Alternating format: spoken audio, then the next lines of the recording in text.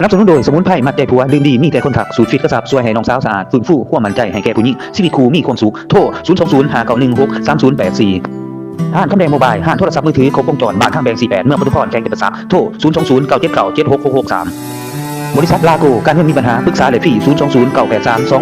28398บ้านข้างแบง48จัดกิจกรรมแข่งขันกีฬาบันเตะสิ่งขันในบ้านสร้างความคึกคืนต้อนรับวันสำคัญและงานบุญประเพณีประจำปี2026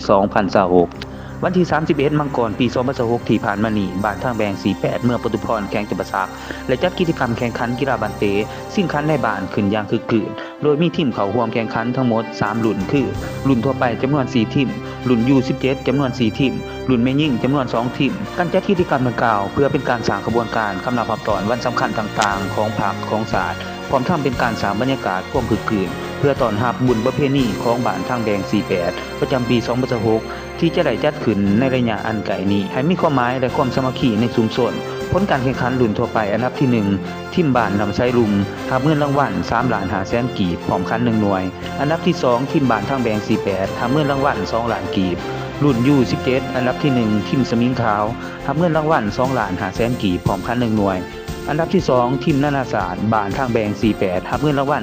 1,500,000 กีบรุ่นแม่ยิ่งอันดับที่1บ้านทางแบง48รับเงินรางวัล300,000 กีบพร้อมคัน1หน่วยในโอกาสนี้ก็ได้รับเกียรติจากทานอุทัยดวงดาราห้องในบ้านทางแบง48เป็นประธานมอบขันและเงินรางวัลให้แก่ทีมชนะการแข่งขัน